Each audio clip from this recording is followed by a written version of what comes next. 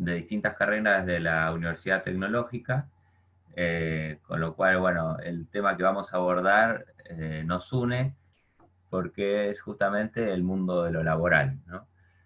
Y quizá la primera pregunta que se puedan hacer ustedes tenga que ver con, bueno, ¿qué tiene que ver un psicólogo en una empresa, o en una fábrica, o en una industria, o en una empresa agropecuaria? Y bueno, es justamente lo que está pasando. La psicología se inició en el área clínica, de la mano de la psiquiatría, para trabajar justamente con la psicopatología, es decir, con la enfermedad mental, en especial con la psicosis. Y después los primeros enfermos mentales en realidad fueron conejillos de indias para darnos herramientas en el entendimiento de lo que es el comportamiento y la mente. Y después la psicología ha ido avanzando a diferentes áreas, por ejemplo, al área educacional, al área laboral, al área social, y, y de por sí todavía tiene mucho para desarrollar. En mi caso, bueno, yo ya hace 12 años que estoy trabajando en empresas. Desde el momento que estaba en la facultad, tuve una oportunidad de trabajar para lo que es el área de selección de personal en una consultora.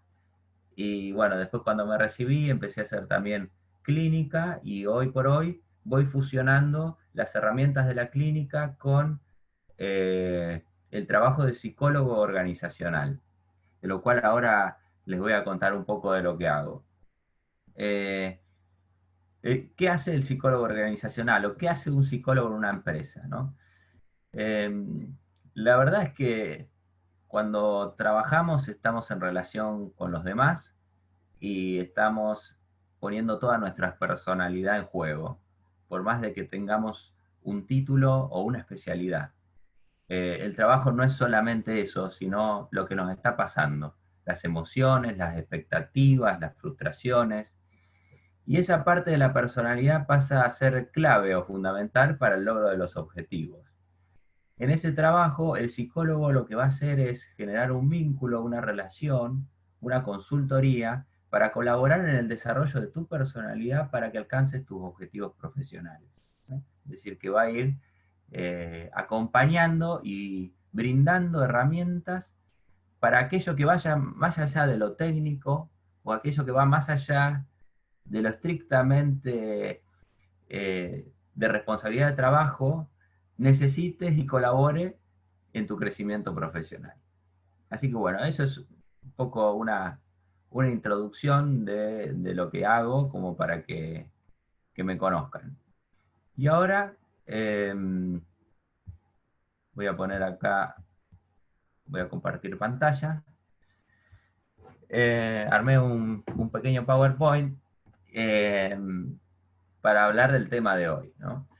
Eh, que tiene que ver con, bueno, qué expectativas tienen las empresas a la hora de incorporar jóvenes profesionales. ¿Cuál es la perspectiva, no? Entonces, de ese gran tema, armé como tres bloques. Un primer bloque que tiene que ver con la elección de la carrera profesional. Nos va a servir, si bien no es el tema principal, nos va a servir como introducción. Un segundo bloque que tiene que ver con el momento de buscar trabajo. ¿Cómo hacer para insertarme laboralmente? ¿Qué cosas tener en cuenta? Esa segunda etapa ¿eh? importante de nuestro accionar laboral. Y el tercer bloque de la charla de hoy tiene que ver con ya el desarrollo profesional, es decir, ya cuando estoy trabajando y llevo unos años de trabajo y voy en búsqueda de mis objetivos, ¿no? Así que bueno, vamos a la primera parte, que tiene que ver con la elección de la carrera, ese momento eh, un poco complejo, porque en general nos agarran en el último año de secundario, eh, quizás con la cabeza puesta en el viaje de estudios y con la necesidad de tener que tomar una decisión que va a implicar gran parte del futuro de nuestras vidas, ¿no?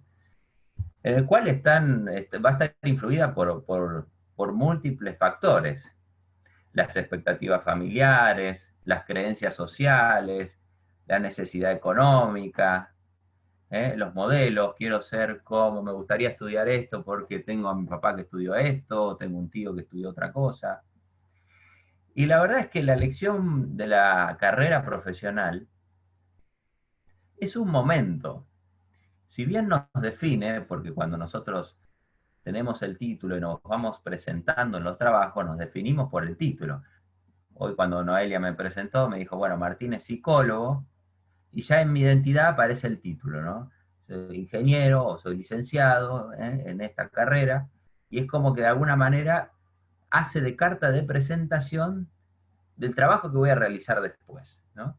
O sea que es muy importante, pero no es lo único, porque no todos los psicólogos son iguales, no todos los ingenieros son iguales, no todos los contadores son iguales, sino que más allá del título, nuestra carrera profesional va a estar de alguna manera impregnada por nuestra personalidad, por nuestro estilo personal, ¿no? ¿Qué es eso, digamos, de lo que nos ocupamos los psicólogos, o lo que analizamos los psicólogos? ¿Cuánto de lo personal influye a la hora de desarrollarme profesionalmente? Y cuando voy a elegir la carrera, una de las áreas que trabaja la psicología es la orientación vocacional, en la cual justamente lo que vamos a estudiar es cómo sos, además de tus expectativas, para ver qué estudiar y pensar en qué vas a trabajar. La actividad laboral ocupa gran parte de nuestras vidas, gran parte de nuestro tiempo, con lo cual una buena decisión es muy importante. Ahora, esto también ha ido cambiando. En primer lugar, porque hoy hay muchas más carreras que estudiar. En segundo lugar, porque ya esto no es como antes en donde vos estudiabas sí o sí una carrera por más de que no te gustara. Hoy el factor del gusto es muy importante y casi primordial. Todo el mundo nos dice, estudia algo que te guste porque le vas a dedicar mucho tiempo. Pero también es difícil de saber en el momento que tenemos que elegir. Por lo tanto, un mensaje que yo les quiero dar es que la carrera es una parte importante, pero es una parte, una introducción, algo que va a venir después, que quizás sí pase a ser fundamental en el desarrollo profesional. Acá tengo un ejemplo para mencionarles que es el del actor Diego Peretti, por ejemplo. Diego es médico psiquiatra y seguramente ustedes lo conocerán más por alguna película argentina donde él actuó, y él, influido por sus padres, decide estudiar medicina y hacer la especialización en psiquiatría, es decir, una carrera de muchos años, ¿no? De una fuerte vocación. Sin embargo, él, en sus habilidades personales, en su característica de la personalidad, tiene muy marcado la actuación, ya cuando iba a teatro, cuando hacía teatro, y él orientó su carrera profesional por algo que uno podría decir que no tiene nada que ver con lo que estudió. Sin embargo, en varias entrevistas que le hacen a él menciona que la psiquiatría fue muy importante porque le hizo entender que fue fundamental para él el poder expresar su habilidad de la actuación. El no inhibir, no cohibir esa habilidad. Además de darle una satisfacción a sus padres por haber recibido el título, él fue capaz de aprovechar ese estudio, pero también desarrollar su habilidad y tomar una orientación muy distinta, pero que a la vez complementa lo que él está haciendo hoy. De hecho, hay una serie en la cual él actúa que se llama En Terapia, donde él hace de analista y trabaja esta cuestión de lo mental, pero a la vez está actuando. Con lo cual todos los factores, al fin y al cabo, terminan influyendo en nuestro desarrollo profesional. Esa es una primera parte, conocernos para decidir. Ahora, lo que estamos acá en la charla, en general, ya hemos decidido, ya están por recibirse, o están en la mitad de la carrera, o ya se recibieron y hace años que están trabajando. Y volvemos a pensar en esto, decir, bueno, ¿qué pensé en ese momento? ¿O qué estoy pensando ahora de lo que estudié? ¿Y cómo lo proyecto hacia el futuro? ¿No? Y ya entrando en la segunda parte, cuando nos recibimos salimos a buscar trabajo, ¿no? Salimos con el título, que es lo que se ve por fuera, es lo que dice nuestro currículum, pero en las entrevistas, uno de los factores que más se van a tener en cuenta es no solamente el título, sino cuál es el perfil de mi personalidad. Porque la empresa que va a contratar, la industria que sale a contratar, arma como un diseño mental que se llama el perfil profesional. Es decir, el jefe o el dueño de la empresa le dice a la persona que se encarga de la selección de personal, dice, yo quiero un joven profesional para este sector con estas características, ¿no? Entonces, el selector de personal, es una actividad a la cual yo me he dedicado mucho tiempo, lo que va a hacer es tratar de encontrar en el mercado de la oferta laboral, es decir, en los recién recibidos o próximos a recibir, quienes tienen, además del título, las características que este jefe quiere para ese trabajo. Es decir, unir esa idea con la realidad de una persona. ¿Está? Entonces, bueno, ahí arranca el trabajo difícil, porque en definitiva esto es un modelo ideal y hay que ver qué persona se adecua a ese puesto que el jefe espera, ¿no? Y ahí se produce lo que Piaget llamó un proceso de acomodación, en el cual yo como postulante tengo que tratar de persuadir, comunicar el perfil que la empresa está buscando, ¿no? Y muchas veces cuando el selector no encuentra que la persona se adecue de la mejor manera a ese perfil que va más allá del título, a veces quedan afuera. Es decir, de por sí el proceso de selección de personal es un proceso discriminativo, es decir, deja por fuera personas. Y muchas veces cuando uno queda afuera, a mí me ha pasado, cuando uno queda afuera de un proceso de selección, aparece una gran frustración, pensando de que hay algo que hice mal, hay algo que no respondía adecuadamente. Y en general eso no es que estuvo mal, sino que quizá no tuvieron se tuvieron en cuenta perfiles con características de personalidad diferentes a las mías, ¿no? Por eso se hacen varias entrevistas, por eso se hacen baterías de test, por eso se piden referencias laborales, por eso se piden referencias personales, etc. Con lo cual, no hay que tenerle miedo a quedar fuera de un proceso de selección. Pero sí hay que saber, cuando voy a participar en un proceso de selección de personal, fundamentalmente, qué es lo que espera la empresa, qué es lo que espera ese jefe o ese entrevistador de mí o del perfil. Porque ya de por sí puedo saber si me estoy acercando o no, o si no comento realmente cómo soy y ingresos, después se pueden llegar a encontrar ante una cierta decepción. Es decir, bueno, pensábamos que este postulante era de una manera y al final resultó ser de otra, ¿no? Y cuando uno logra ser el seleccionado, las empresas en general van a buscar dos cosas en el joven profesional. En primer lugar, que esté dispuesto a aprender. Y uno, cuando se recibe, viene de estudiar mucho, ¿no? Y de tener ánimos de poder incorporar ese conocimiento a la práctica profesional. Y sin embargo, la perspectiva de la empresa va a estar más puesta en que aprenda la práctica. Es decir, que continúe un proceso de aprendizaje que tiene que ver más con la práctica, ¿no? Con lo cual, puede ser que tengamos muchas ganas de implementar conocimiento, pero en una primera instancia es importante entender que la empresa en realidad quiere que uno demuestre actitud de aprendizaje.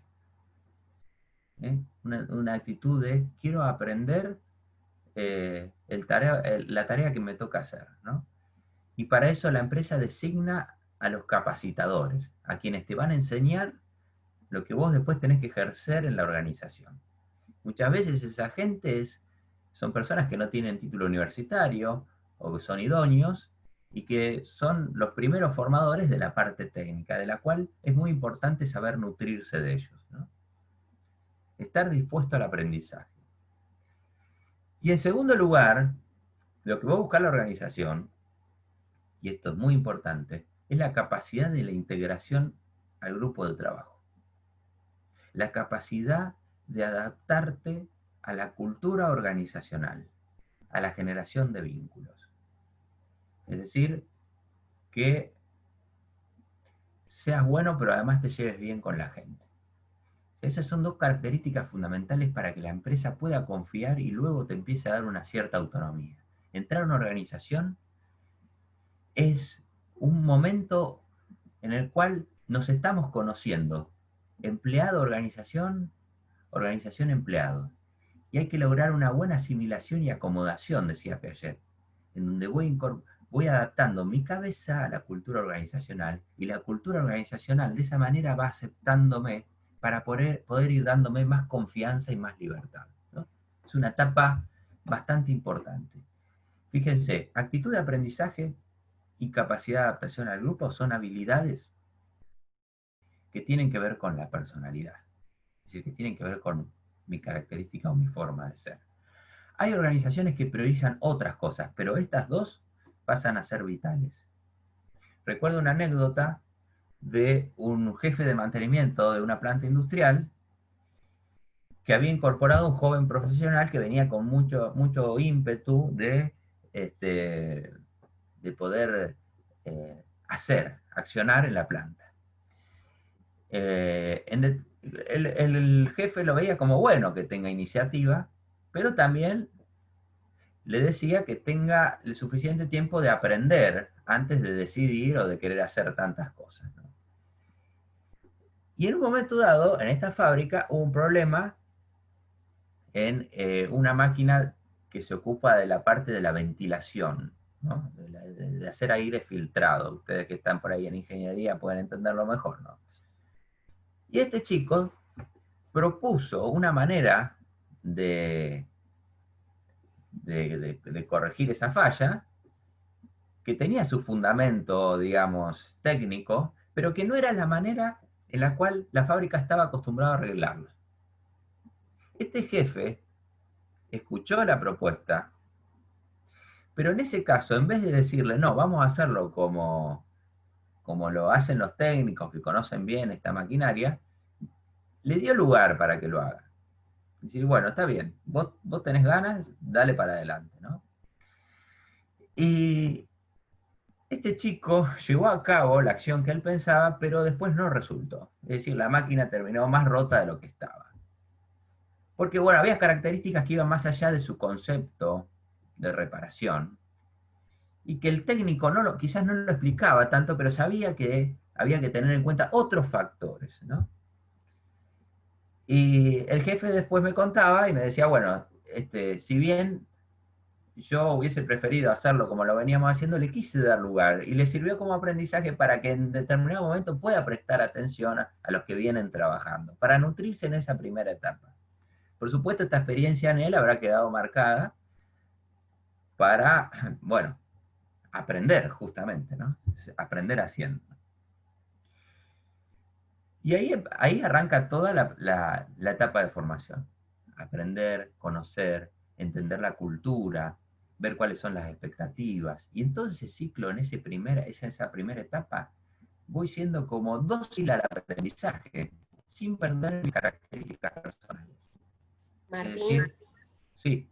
hay una pregunta en el chat sobre cuánto dura aproximadamente la etapa de aprendizaje. Ah, bárbaro, porque acá no estoy viendo el chat. Bueno, Eh, bien, muy bien. Mirá, la etapa de aprendizaje, algunos la definen que son 3 años. Yo te podría decir que depende de la persona y depende cuánto aproveche este ciclo. Yo conozco chicos que en poco tiempo, en no más de un año, ya estaban ejerciendo un rol de supervisión en una fábrica, pero a la vez se dio por una cuestión de urgencia de necesidad de puesto. Entonces, rápidamente fue formándose, pero rápidamente pasó a ocupar un puesto de supervisión y muchas veces después hablando con esa persona me decía, hubiese preferido poder tener más tiempo de formación, porque después, cuando uno ya pasa al nivel de supervisión, por ejemplo, ya perdés el contacto y el aprendizaje de la tarea técnica y ya pasás a tener otro rol, ¿no? Entonces, como mínimo 3 años, como mínimo, es lo recomendable en este proceso de formación.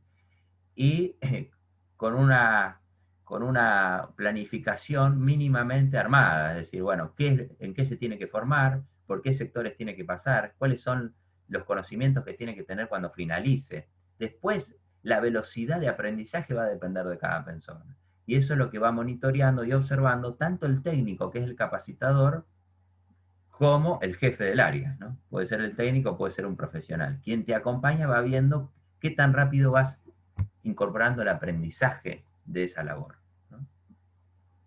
Gracias, Noelia, por la pregunta. Luego de esa etapa de formación, viene un momento que es quizás el que marca la diferencia, ¿no?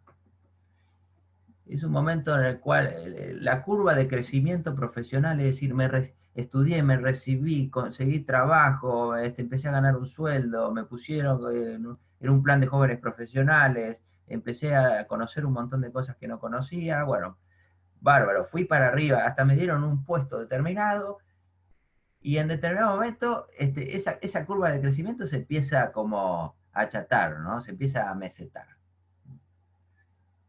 Y ahí es un momento bastante difícil, porque por un lado, muchas veces los chicos me plantean, bueno, yo ya llegué a este nivel, y para pasar a un puesto más elevado o tener otra posibilidad, o la empresa tiene que abrir un nuevo negocio, o el jefe tiene que desvincularse, o se tiene que jubilar, y para eso falta un montón de tiempo. Entonces empieza como a mesetarse ese entusiasmo que yo venía de tanto aprendizaje, empieza como a mesetarse, ¿no? Y ante eso uno puede como empezar como a frustrarse o a desmotivarse. Decir, bueno, sí, ya está. O hasta uno puede buscar otro trabajo, otra perspectiva laboral o profesional.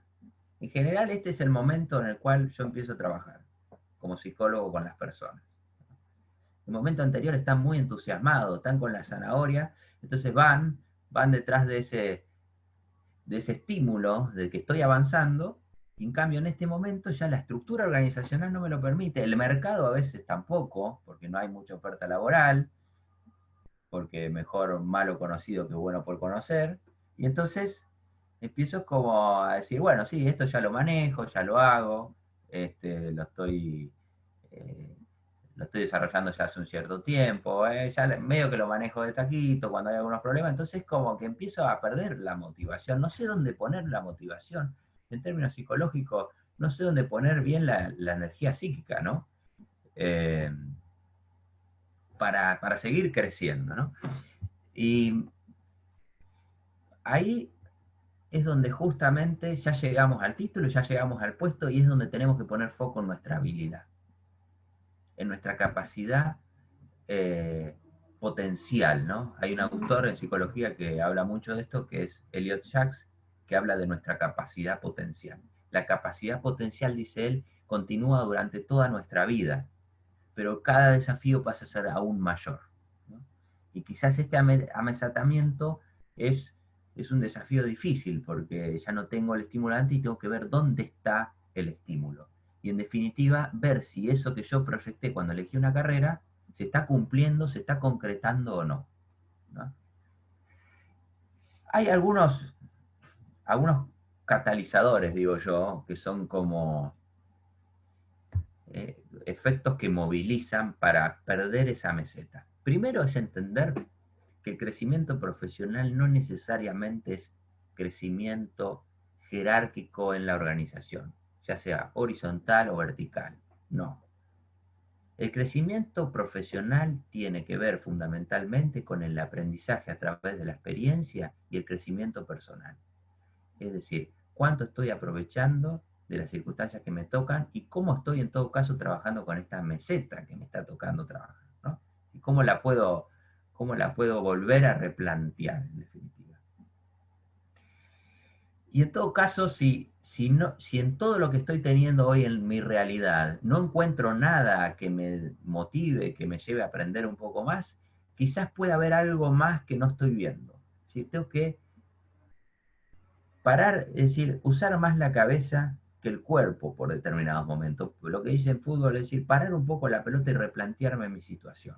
¿no? Porque siempre la realidad nos presenta algún desafío que afrontar y alguna oportunidad para crecer, en definitiva. Quizás no de la misma manera de esta primera curva que les venía hablando, ¿no? Sino desde otra perspectiva, en donde los ciclos de aprendizaje son más lentos, llevan más tiempo, pero a la vez son mucho más profundos, ¿no? Recuerdo hablar con un encargado de una empresa agropecuaria, encargado de un campo, que estuvo sus primeros 10 años de carrera, bueno, sus primeros 3 años haciendo la recorrida del campo, conociendo cada una de las actividades, después le dieron un área a cargo, bueno, y después en definitiva llegó un momento que había aprendido casi todos los procesos y lo único que quedaba era que quede como encargado y se le dio, es decir, se jubiló la persona que estaba y quedó como encargado y hoy hace 4 años que está como encargado, joven, tiene 36 años, 37 años y ahora está sintiendo la meseta. Es decir, ahora dice, y bueno, y ahora yo venía con el ímpetu y ahora ¿qué hago? ¿Hacia dónde voy? ¿Dónde pongo mi objetivo? Sí, yo soñé con manejar una empresa agropecuaria importante, estoy en eso, tengo la suerte de hacerlo, pero ya no sé dónde poner el norte, ¿no?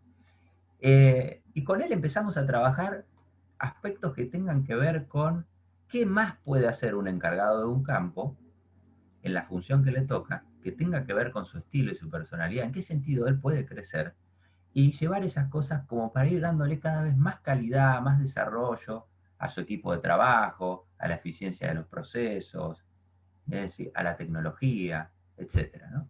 Y cómo puede ir él ya planteando el desarrollo más desde adentro de la persona, ¿no? Con lo cual, el segundo catalizador muy importante es el aprovechar la práctica, el adecuarse, el tomar, el bajar un poquito el ideal, el dejar de concentrarme tanto en el ideal y aprovechar más la realidad. A veces estamos como muy en el modelo del éxito, en el modelo de ser visto y reconocido, ¿eh? Y la diaria es estar en el campo de trabajo, estar ahí, en ese lugar, y qué más puedo, es decir, qué más hay que no estoy pudiendo ver por quizás estar mirando demasiado el ideal, porque el objetivo va a ser el resultado de un transitar de mucho tiempo y de procesos muy lentos. Si cambio, cambio, cambio, cambio, no llego a ver lo profundo. Ahora, si voy dándole tiempo a esta meseta para ir descubriendo lo que aún no vi, voy a ir incorporando conocimientos que ya no tienen que ver con aprender una tarea, sino con desarrollar habilidades. Por ejemplo, sociabilizar con la gente, liderar, aprender a comunicarme, tolerar la frustración, tener paciencia, esperar ciclos, esperar los tiempos. Todas aquellas habilidades que van a ser la que marque la diferencia de un crecimiento profesional arriba de la media, digamos, ¿no? No quedarme con la frustración y con la desmotivación, sino apuntar a dar un salto, ¿no?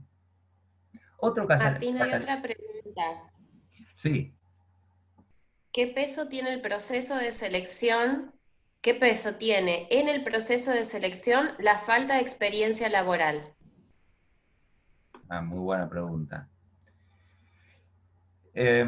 Como hablamos al principio, el momento en el cual una empresa saca una búsqueda laboral, una institución saca una búsqueda laboral, en su perfil va a definir si la experiencia laboral es excluyente o no.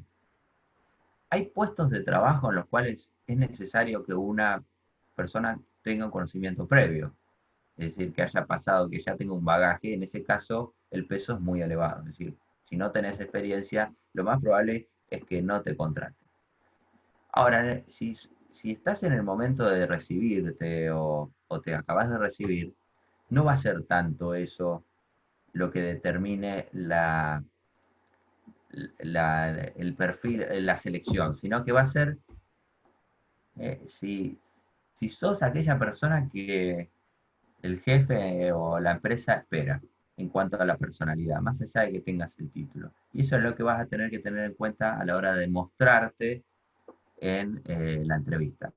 Los jefes de las áreas técnicas, ya sea ingeniería mecánica, ingeniería agrónoma, veterinarios, cuando hago selección de personal con ellos, muchas veces se tientan a elegir aquel que tiene experiencia, porque empieza a hablar en el vocabulario de la práctica profesional y les gusta. Ah, mirá, hizo esto, estuvo en un tambo, ah, fíjate vos, estuvo en una industria, hizo mantenimiento preventivo. Y entonces como que el que está en el momento de la facultad sin experiencia laboral dice, bueno, yo al final todo eso no pude hablar porque no lo conozco y entonces quedé por fuera. Y la realidad es que muchas veces después, cuando se han producido desvinculaciones, nos hemos dado cuenta que las desvinculaciones se generan por no haber encontrado la personalidad que esperábamos, y no tanto el conocimiento técnico. Por eso generalmente asesoro a los jefes que cuando seleccionen, observen, no se dejen seducir tanto si el perfil es de joven profesional, sino más bien por la persona. En todo caso, si vos sos un joven profesional y no tenés experiencia, decilo con franqueza. Y también decís que querés aprender, que justamente por eso te estás postulando a una búsqueda laboral. Eh, Espero haber aclarado un poco la pregunta. Eh, Otra cosa que quería hablar, sobre todo volviendo a esto de la meseta, es la paciencia. Hoy estamos en un momento en el cual tenemos que tener paciencia, porque no, eh, porque no sabemos cómo sigue esto de la pandemia. eh, Estamos ante una incertidumbre. Entonces la habilidad de la paciencia es muy importante, porque mientras más quiero resolverlo y tener seguridad de cómo va a terminar, más me angustio, más ansioso me pongo. Y eso trasladado al campo de lo laboral pasa exactamente lo mismo. Estoy amesetado, no veo proyectos, miro hacia futuro, no lo veo, no lo tengo claro, siento que me pasan los años. Y bueno, el momento de ejercitar la paciencia, porque la vida es movimiento. La vida es movimiento. La meseta es una perspectiva. El movimiento siempre está. Y hay momentos donde los movimientos son más bruscos. Quizás es ahí donde nuestra mente se encuentra más seducida. Donde decimos, bueno, mira este cambio, mira lo que pasó en mi trabajo, mira esta oportunidad que se dio. Bueno, hay que saber esperarlo. A veces hay que saber tener la suficiente paciencia de que eso en algún momento se va a dar. Porque la vida es movimiento. Ninguna empresa es estática, sino que siempre es dinámica. Siempre alguna oportunidad se termina generando. En todo caso, tendré que saber cómo esperar y aprovechar este momento que voy transcurriendo hasta que se me dé esa oportunidad, ¿no? Así que ese es otro catalizador. Y el último catalizador importante para el crecimiento profesional, que considero válido, importante, es las redes, la generación de redes, vínculos, relaciones. Gran parte de nuestro trabajo, de cuando estemos trabajando, va a ser que también nos relacionemos con los demás.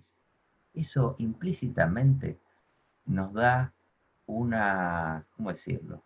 Una base casi segura de que oportunidades para crecer vamos a tener. A veces hay personas que tienen la capacidad, pero no saben relacionar, es decir, tienen dificultades en el trato. Y ese potencial queda ahí vencido. Es decir, la persona, justamente la frustración significa no poder poner en juego mi potencial, mi capacidad, ahí me frustro. Y si yo no genero una red de personas que me permitan a mí desplegar, darme a conocer, lo más probable es que eso quede ahí adentro mío, latente.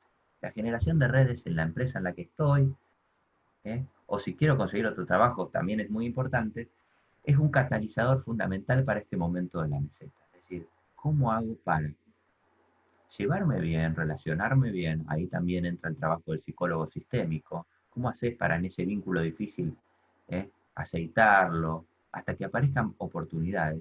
Y en segundo lugar, tomarnos tiempo para hablar.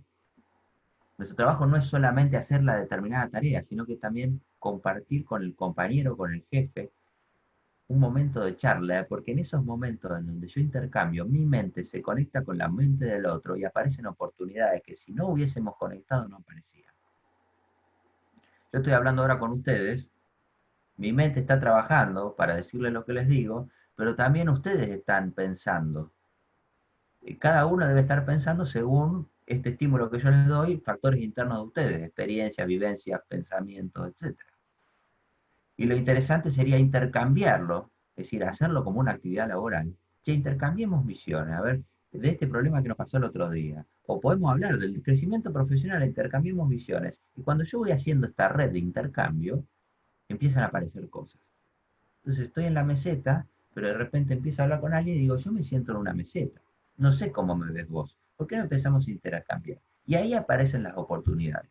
Porque si no generamos esta red, estos vínculos, no abrimos a los demás, de alguna manera nos vamos aislando. Es un concepto que se usa mucho en la psiquiatría, en la psicología, que es cuando la persona se empieza a rigidizar mentalmente y se empieza como a arrinconar mentalmente, donde se cierra, se cierra, se cierra, y todo su caudal psíquico, en vez de fluir hacia la afuera para crear, para desarrollar, etcétera, queda estancado en el adentro, hasta que ahí aparece como un síntoma, un desgaste, el desgaste, renuncio, me siento mal, estoy desmotivado.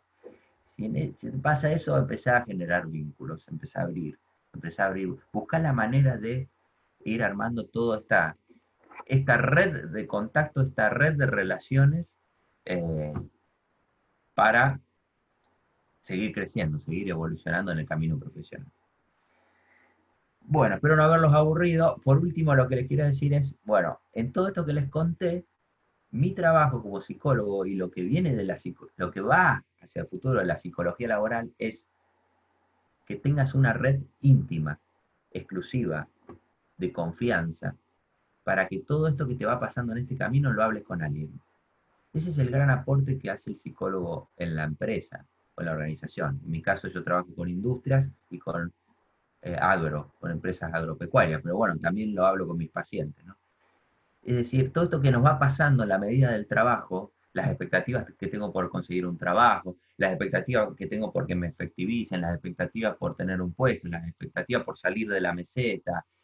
A veces lo pensamos pero no lo hablamos, o lo hablamos con alguien que no tiene las herramientas que sí tiene la psicología. La psicología es experta en el conocimiento de la mente y de las relaciones humanas, y te va a poder brindar herramientas para que aquello que vos estás atravesando lo puedas mirar desde otro lado y aplicar nuevos métodos, y así obtener diferentes resultados.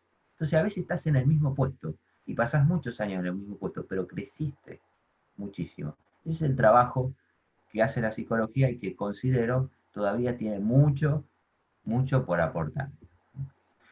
Así que bueno, no sé si ahora dejamos lugar a las preguntas, Noelia, ¿qué les ha parecido? Si les parece, dejamos un ratito un espacio para las preguntas. Si quieren, acá pusieron también en el chat si podrías dar algunos tips de cómo enfrentar la entrevista laboral. Bien, bárbaro. Eh, bueno, en primer lugar, eh, el armado de un currículum es fundamental, digamos, que tenga la descripción justa y necesaria. ¿Eh? No un currículum demasiado extenso, tampoco uno demasiado tan corto, ¿no?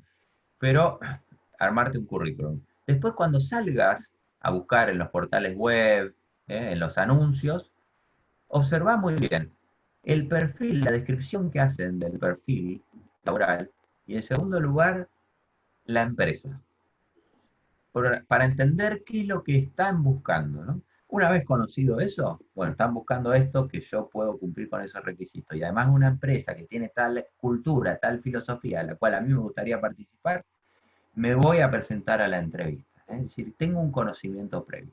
Y cuando estoy en la entrevista,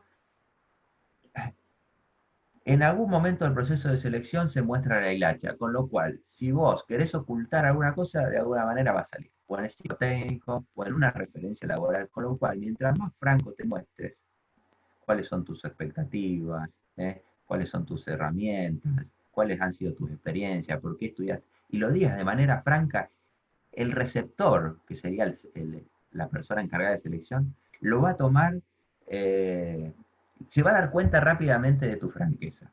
Es decir, que eso es clave, ¿no? Y después va a quedar una cuota si al jefe, el cual va a contratar, le caíste bien o no. Bueno, eso ya son características vinculares, ¿no? Es decir, ese es el detalle, el sprint final de la selección. Si me gustó esta persona, bueno, seleccionamos a esta persona, bueno, eso tendrás que ver cómo empatizar con ese jefe, digamos, que es el que te está seleccionando. Esos son Así, ahora lo que se me viene a la mente, los principales tips que te diría que tengas en cuenta, ¿no? Otra de las preguntas es, ¿cómo ves el mercado laboral en el futuro? Uso de herramientas tecnológicas, idiomas, etcétera. Uso de herramientas tecnológicas e idiomas ya te diría que está por sentado, sobre todo si querés hacer una carrera en una corporación o en una empresa grande. O si, hoy el mundo es globalizado, bueno, ahora no se viaja, pero se sigue trabajando de manera global. Con lo cual el idioma y la informática, te diría que si no lo tenés, lo tengas. Pero eso va a estar, digamos, ya tiene que estar dado, ¿no? El idioma y la informática. Después lo que sí van a focalizar en el futuro va a ser en las habilidades blandas, es decir, todo lo que hablamos recién. Así que tengas la capacidad de adaptarte a un equipo, de generar redes, de tolerar la frustración, de tener paciencia, de esperar a largo plazo. Es decir, toda una serie de cualidades que van a ser fundamentales, porque las organizaciones no quieren contratar gente que le dure poco tiempo. En general, quieren que si vos vas haciendo experiencia, después nutras a la organización. Con lo cual, todas estas habilidades van a ser temas que van a tener en cuenta, digamos, para tu crecimiento. Las organizaciones están poniendo mucho, mucho el ojo en eso.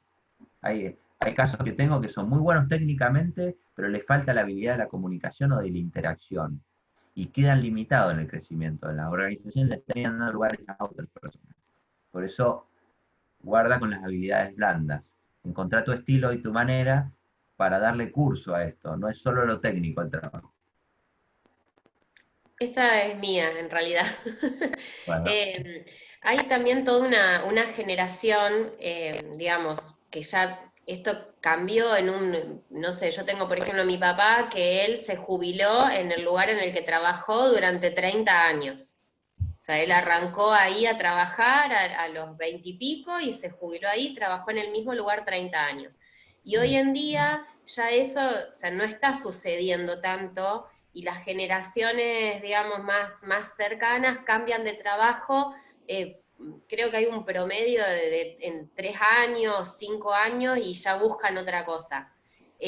¿Cómo ves eso? Porque bueno, tiene que ver también un poco con estas habilidades que vos mencionabas de desarrollar la paciencia, porque quizás también, o sea, como son generaciones que están viviendo en una inmediatez, el hecho de empezar a trabajar y no ser jefe en el corto plazo les genera una frustración y entonces empiezan a buscar cambios muy mm, rápidos, radicales, y no sé en qué termina derivando eso. Entonces, bueno, ¿cómo trabajarlo? Desde lo personal, digamos, como claro, para no claro. estar 3 años, cambiar, 3 años, cambiar. Claro, claro. Bueno, mira, está buena tu pregunta y también está buena la pregunta que hicieron antes, porque también las organizaciones tienen que aprender a liderar a la gente.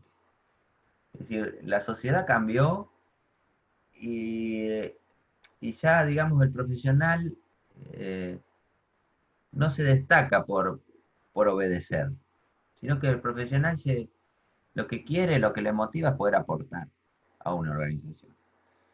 Y eso todavía las empresas no necesitan entenderlo. Es decir, armar diseños organizacionales en donde vos te puedas desarrollar y mantener motivado, digamos, ¿no? Es decir, decirle a una persona cuando la empresa tampoco le está brindando muchas posibilidades que se quede, bueno, yo creo que no lo va a aguantar mucho, es decir, va a conseguir otro trabajo. El problema es que cuando cambie de un lugar al otro no le siga pasando más de lo mismo. A lo que voy es, las organizaciones todavía tienen que madurar esto, de saber liderar, no diría retener, porque es una palabra que no me gusta, sino saber motivar y aprovechar al profesional para que pueda perdurar en el tiempo. Y si no es así, el profesional cuando se encuentre frustrado en una organización, tome los suficientes recaudos antes de hacer un cambio, sabiendo que el cambio es una de las opciones. Pero puede haber otra de las opciones que sean más costosas, que lleven más tiempo, pero que te generen mayor aprendizaje. Para conocerlo profundo hay que tener paciencia y darle tiempo a las cosas. Por esto no quiero decir que si tenés oportunidad de no te vayas, no, sí, hacelo. Pero tenés en cuenta que el desarrollo de las habilidades blandas lleva tiempo y necesitan estabilidad. Por lo cual es una cosa de ambas partes, de las organizaciones y de los profesionales, ¿no? Esto de este desafío que hablabas vos de poder perdurar y qué nos pasa ante tanto cambio. Bueno, gracias, Martín. ¿Hay alguna otra pregunta? Había puesto una nueva diapositiva que era el tránsito profesional, el escritorio de Sherlock. Bueno, en la medida que vamos transitando el camino profesional, vamos haciendo experiencia y en cada una de ellas vamos teniendo un nuevo aprendizaje. Ese nuevo aprendizaje es una nueva herramienta. Tenerla siempre arriba del escritorio, para que el camino profesional esté cargado de aprendizaje en el sentido de ir como un detective investigando qué hay en cada etapa de mi crecimiento y aprovechar cada una de ellas para llevarme una herramienta. Al final del ciclo, como tu papá, Noelia, cuando termine todo, vos vas a poder hablar de tu trabajo gracias a lo que transitaste no solo por un cambio de puesto, sino por todo lo que fuiste aprendiendo en la medida de las cosas que te fueron pasando. Sería como una conclusión final.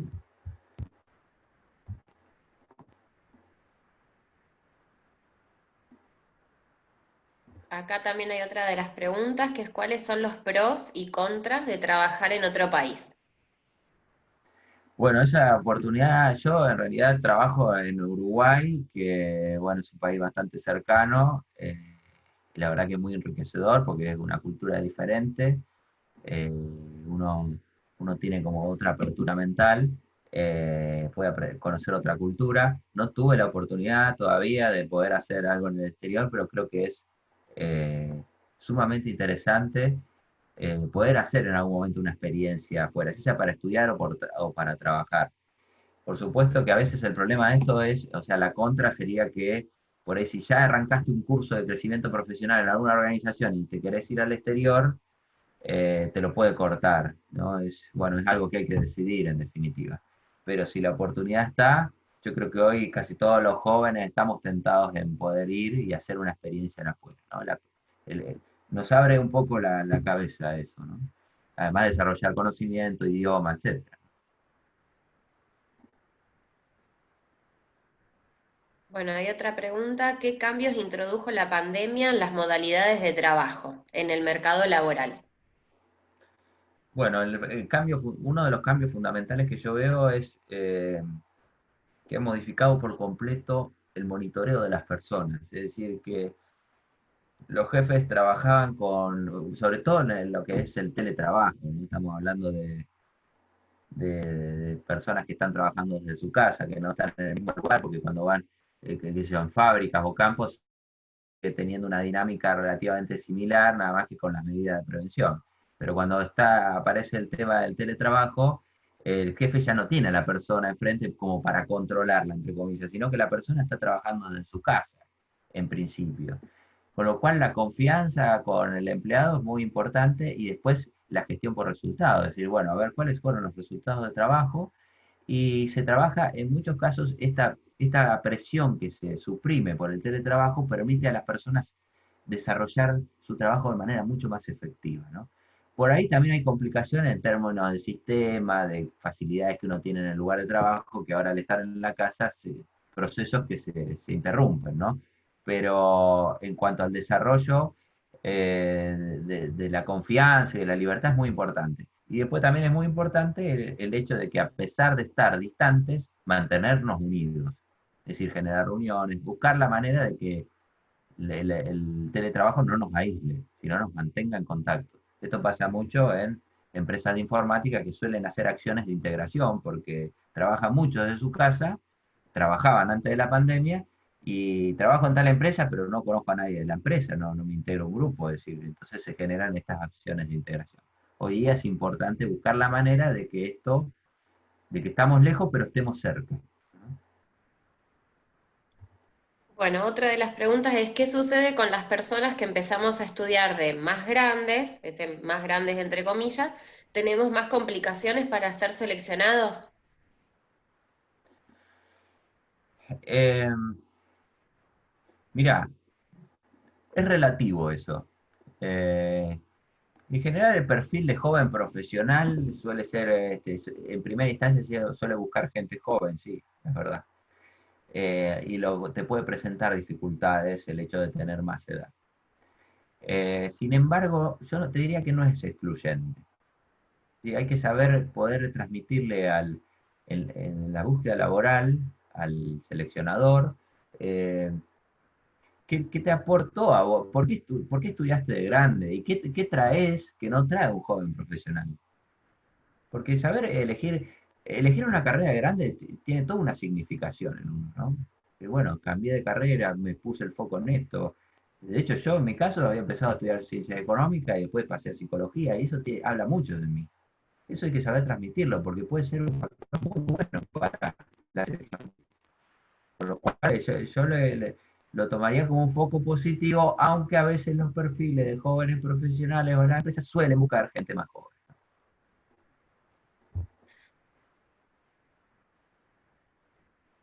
No sé si hay alguna otra. En el chat hasta el momento, hay una más. ¿Cómo transmitir todo lo que mencionaste en un mundo tan virtualizado? Y hay que aprovechar lo virtual. Hay que buscar la manera. Sí, el mundo está virtualizado, lógicamente. Nosotros estamos hablando a través de lo virtual. Si este encuentro fuese presencial, tendría otra tónica, otra atmósfera, lo más probable. Yo le podría ver las caras acá. Al único que le veo la cara es a Alberto. El resto no veo a nadie. Pero, con lo cual estoy hablando de una pantalla y se me hace difícil. Mira, uno de los grandes cambios que tuve en mi trabajo fue que las sesiones que yo tenía con la gente de manera presencial las pasé a tener de manera virtual, porque yo trabajo en campos de la provincia de Buenos Aires, la provincia de Córdoba, industria de Entre Ríos, industria de Uruguay, bueno, está bastante diversificado y yo viajaba para tener mis encuentros con las personas y en esta oportunidad tuve que quedarme en mi casa y trabajar de manera virtual, ¿no?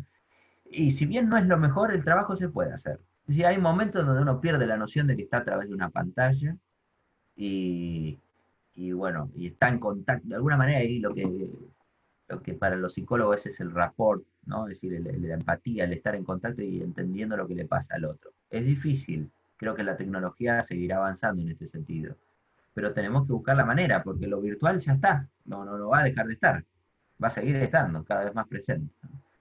Con lo cual, bueno, ahí habrá que trabajarlo. También nos permite, o sea, también me permite a mí poder trabajar con gente de distintos lugares, este, que si no tendría que viajar más aún todavía, ¿no? O sea, en cierto sentido también facilitó, ¿no?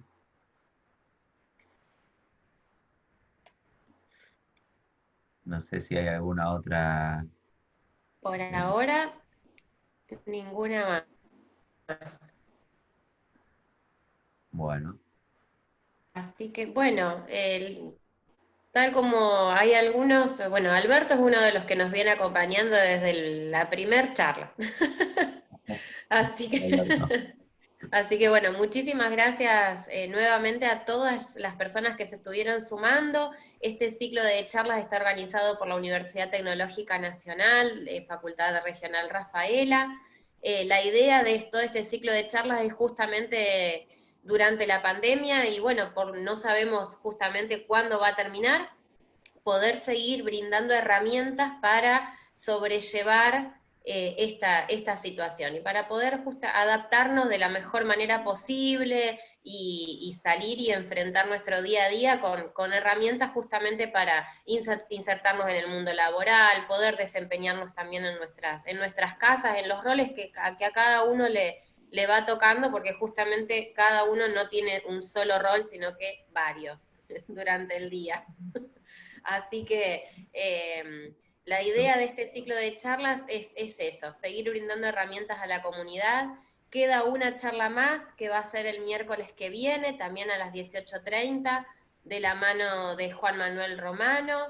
Vamos a hablar sobre economía para todos, conocer el significado de palabras como inflación, tipo de cambio, PBI, y ver cómo impactan en nuestra economía personal.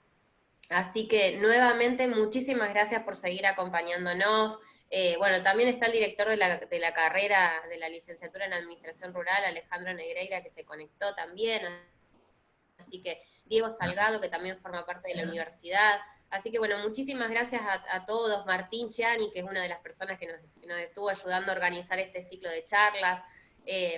Así que bueno, muy agradecida por el acompañamiento. Y Martín, como te dije en un principio, gracias por conectarte, por sumarte a este ciclo, por brindar el conocimiento, que hoy en día también es algo valioso, el conocimiento, y compartirlo aún más. Así que Sí. muchísimas gracias. Para mí es un gusto poder compartir lo que conozco y lo que trabajo, así que muchas gracias por la invitación. Bueno, a quienes quieran, los esperamos el miércoles que viene entonces. Nos Bueno, estamos viendo. bueno, gracias, hasta luego. Chao, hasta luego.